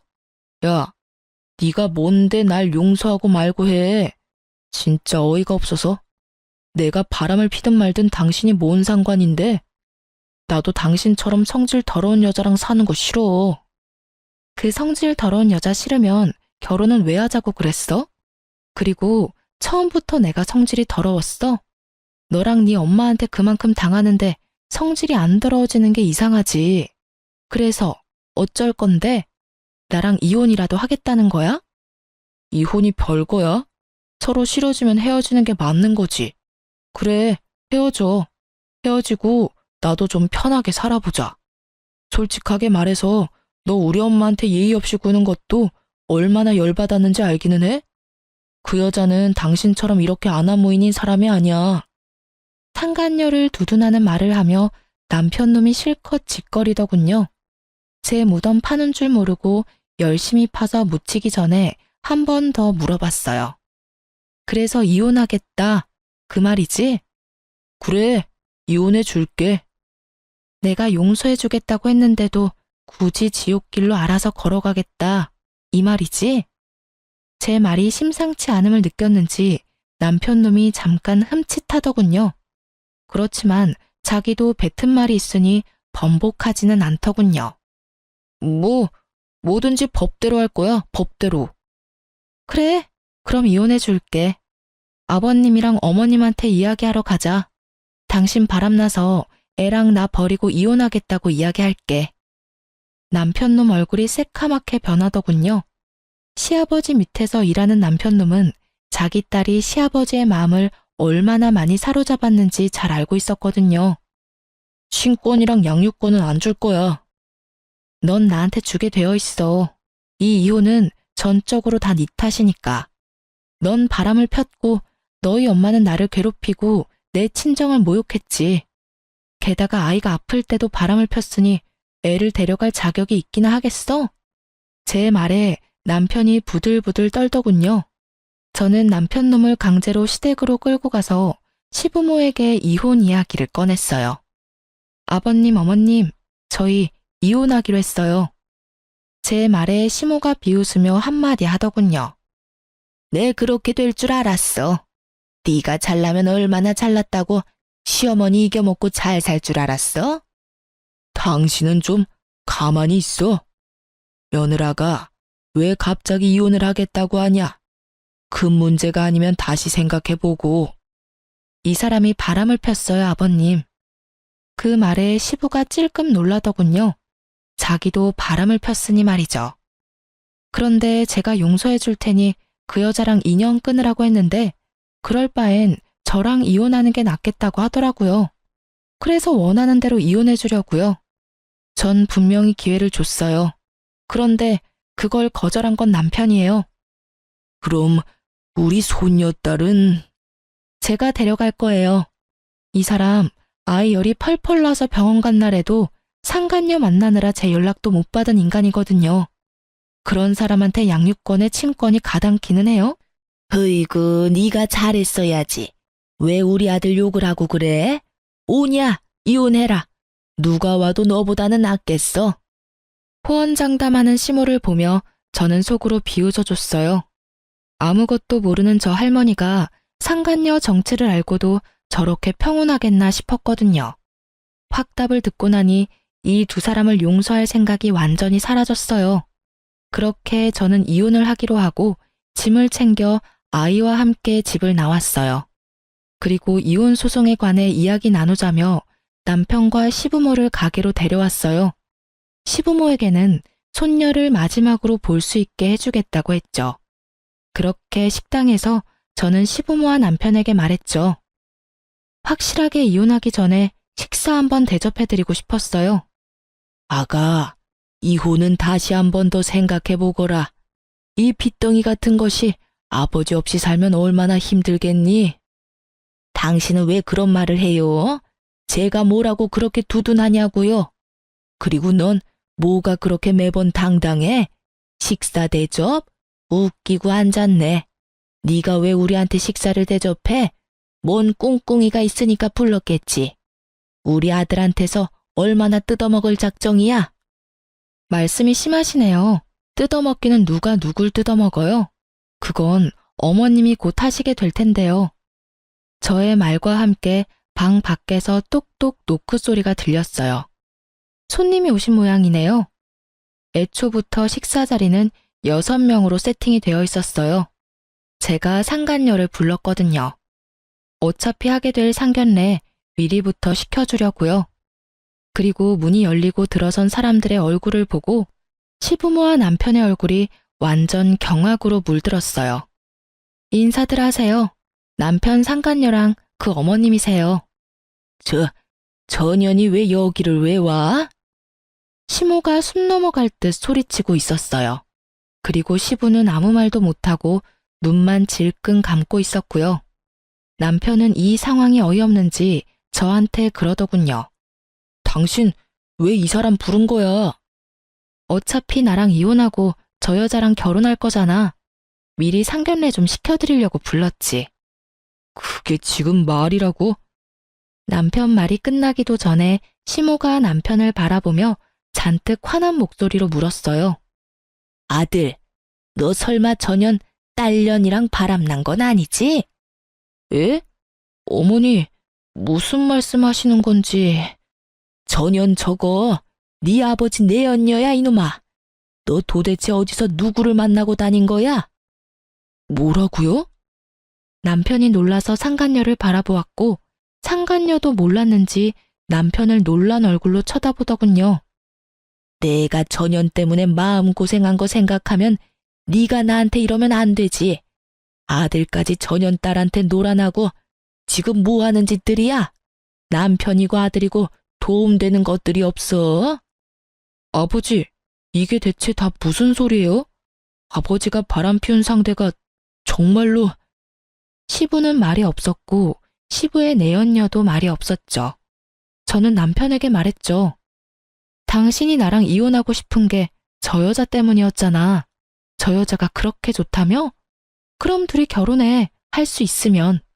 나는 어차피 이혼할 건데 그렇다고 두 사람이 내 눈에 눈물 흘려놓고 행복하게 하하호호 사는 건 보고 싶지가 않거든? 그리고 어차피 지금 알게 되나 나중에 알게 되나 알게 되는 건 시간 문제였으니까 나한테 고마워해. 제 말에 남편 놈이 그제야 제가 이런 일을 벌인 걸 알고 온몸을 부들거리며 소리치더군요. 당신 진짜 어떻게 이런 짓을... 너야말로 나한테 어떻게 그런 짓을 해? 말은 바로 해. 용서해주겠다고 한 사람은 나고 그걸 거절하겠다고 한 사람은 너야. 열심히 네 무덤 파고 있는 거 보면서 즐거웠다 미친놈아. 말을 잊지를 못하는 남편에게서 눈을 돌려 얼굴이 벌겋게 된 채 시부의 내연녀를 바라보는 시모에게 말했어요. 어떤 여자가 와도 저보다는 낫겠다고 하셨으니 며느리 잘 대해주세요. 아드님이 아주 사랑하는 여자라고 하더라고요.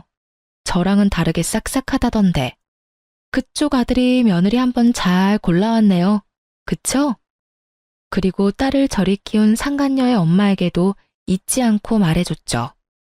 딸을 어떻게 키웠길래 가정 있는 남자를 건드려 놓고 뻔뻔하게 딸내미 상견례까지 시키겠다고 이 식당 찾아온 거 보면 참 그나물의 그 밥이다. 그쵸? 엄마 닮아서 그런가? 남자 후리는 솜씨도 대단하고요.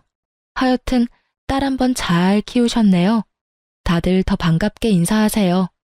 하나하나 성질 긁어대는 제 소리에 시모가 완전 열이 받을 대로 받았더라고요. 너 이렇게 될 줄 알고 여기 불렀지? 뭐 때문에 이런 여자 불렀어? 너 이런다고 내가 이혼 반대할 것 같아? 무서운 말씀 하시네요. 저는 이혼할 거예요. 거기에는 어머님 지분도 있는 거 아시죠? 매번 저희 집에 와서 저 시집살이 시키는 것도 모자라서 시아버지랑 내연녀 욕해대면서 불쾌한 감정 저한테 다 쏟아내셨잖아요. 그런 분을 어떻게 모시고 살아요? 시모는 약이 단단히 오른 듯 했어요. 하지만 더 이상 그 화살을 저한테 돌리지는 않았어요. 바로 시부에게 한바탕 쏟아내더군요. 당신 때문에 내가 이게 무슨 꼴이야. 저 새파랗게 어린 년 때문에 내가 당한 꼴을 봐. 당신이 저런 년이랑 바람만 피우지 않았어도 내가 이렇게 꼬투리 잡힐 일이 없었을 거라고. 저번에도 말했지만 나는 절대로 당신이랑 이혼 못해. 아이고 내 팔자야. 어떻게 남편 복도 없는 년이 자식 복, 며느리 복까지 없어서 이 수모를 당하고 살아? 너도 마찬가지야 이놈 자식아. 네 아버지만으로는 부족하더냐? 할 짓이 없어서 계집질을 해. 그것도 저런 년 딸한테 홀딱 빠져가지고. 어떻게 너마저 나를 배신해? 시모가 쏟아붓는 말에 남편 얼굴이 하얗게 질리더군요. 재혼? 꿈도 못 꾸겠죠. 제 어미 가슴에 못 박은 여자딸이랑 무슨 결혼을 해요? 혼인의 혼자만 꺼내도 시모가 뒤로 넘어갈 판인데. 이게 다 무슨 일이야? 엄마, 이야기 좀 해봐. 엄마 만나는 사람이 이 사람 아버지야? 상간녀도 제 어머니가 어떤 사람인지를 알았어요. 너야말로 이게 다 무슨 일이야? 너 제대로 된 남자 만난다고 하지 않았어? 그런데 불륜? 상간녀의 어머니도 자기 딸이 어떤 사람인지 알게 됐죠. 엄마야말로 불륜이잖아. 나한테는 일찍 사별하고 돈만 많이 벌어다 놓은 영감이라며. 얘가 못하는 소리가 없어. 엄마가 언제 그렇게 말했어? 엄마는 나한테 화내면 안 되지. 엄마도 똑같이, 아니, 나보다 더한 짓 했으면서. 결국 이 집도 저 집도 똑같이 풍비박산이 나버렸죠.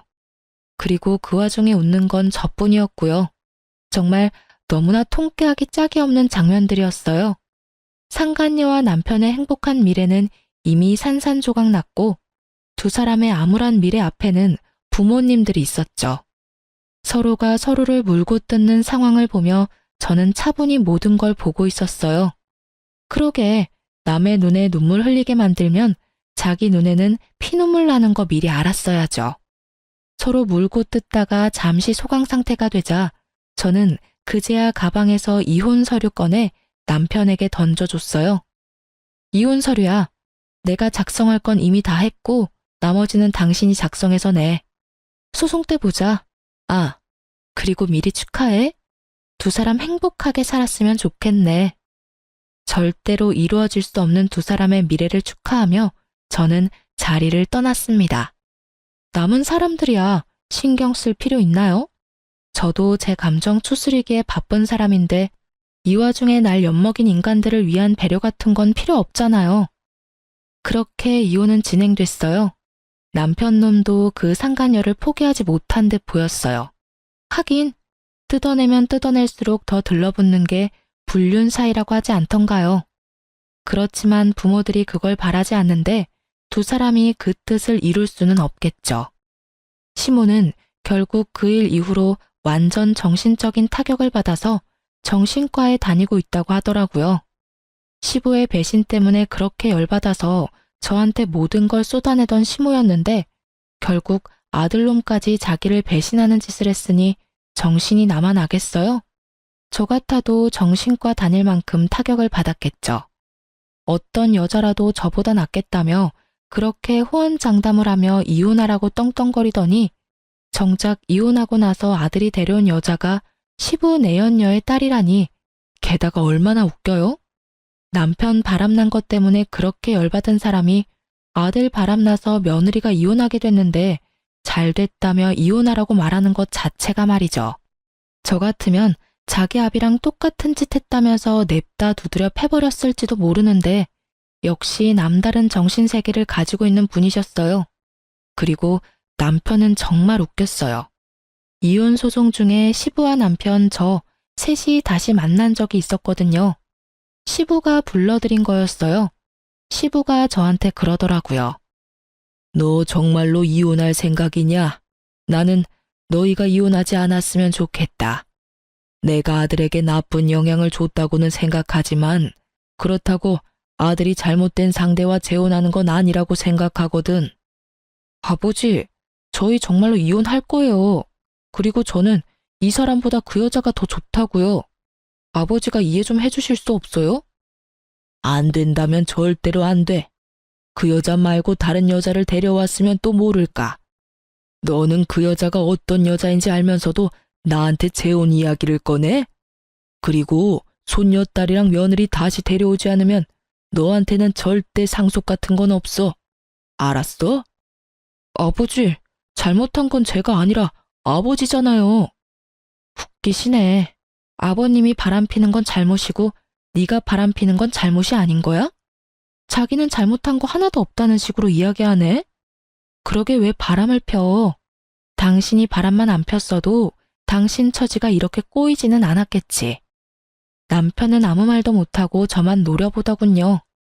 당신이 그 자리에서 그런 짓만 안 했어도 나중에 충분히 설득할 수 있는 일이었어. 그 말 병원 다니고 계신 어머님 앞에서 한번 해봐. 어머님 병원에 실려가시겠지. 구구절절 맞는 말이라 그런지 남편이 입을 꾹 닫더군요. 너희가 헤어진다고 해도 너희 딸은 내 손녀다. 그것만은 잊지 말아라. 그리고 며느라가 네가 한 달에 한 번만이라도 손녀 데리고 나를 찾아와주면 나도 너한테 위자료를 지급할 생각이다. 그렇게 해주겠니? 네, 그리 원하시면 매달 와서 보여드릴게요.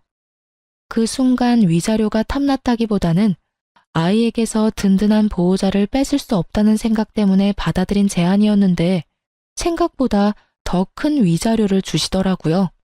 지금 남편과 같이 살고 있던 15명의 아파트요. 그걸 제 앞으로 해주셨거든요. 저는 제가 마음 놓고 살 수 있는 공간이 생긴 터라 마음이 놓였고 남편 놈은 다시 시부의 눈이 닿는 곳에 들어가게 됐죠. 상간녀도 남편과 결혼하려고 그렇게 애썼는데 상간녀의 엄마가 두 사람 사이를 뜯어 말렸다고 해요. 건너 들은 바로는 상간녀의 엄마와 시부는 제가 서로의 가족을 만나게 한 그 즈음에 결혼 이야기가 나오고 있었다고 하더라고요. 시부도 귀찮은 시모를 떼어놓고 싶어한 모양이었고 상간녀의 엄마는 시부의 와이프가 되면 꽤나 풍족한 생활을 할 수 있을 거라는 생각에 그렇게 하자 이야기가 되고 있었다고 하더군요. 그런데 제가 두 가족을 만나게 하는 바람에 일이 꼬여서 두 분의 결합은 없던 일이 되어버렸거든요.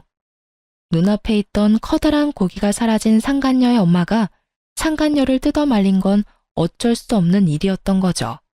그렇지만 상간녀도 포기할 수는 없었는지 두 사람이 강제로 혼인신고서를 내려고 벼르고 있었다고 하더라고요.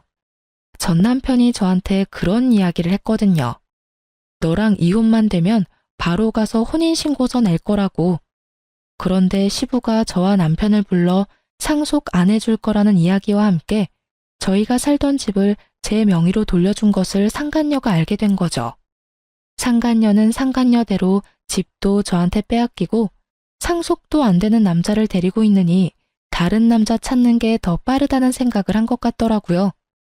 남편도 상속이 걸린 문제에서는 어쩔 수 없었던 것 같고요. 결국은 그렇게 타오르던 사랑의 불꽃은 하얀 재가 돼서 서로 잿가루만 듬뿍 묻힌 채 헤어졌더군요. 그렇게 헤어지고 전 남편이 저한테 만나자고 연락이 왔었어요. 나가지 않으려 했지만 당시에는 근황이 너무 궁금했거든요. 무슨 일로 보자고 했어? 바쁘니까 짧게 말해줘. 냉랭한 제 모습에 전 남편이 눈치를 보더니 그러더군요. 우리 이혼하는 거 다시 생각해 볼 수는 없어? 나 그 여자랑 헤어졌어.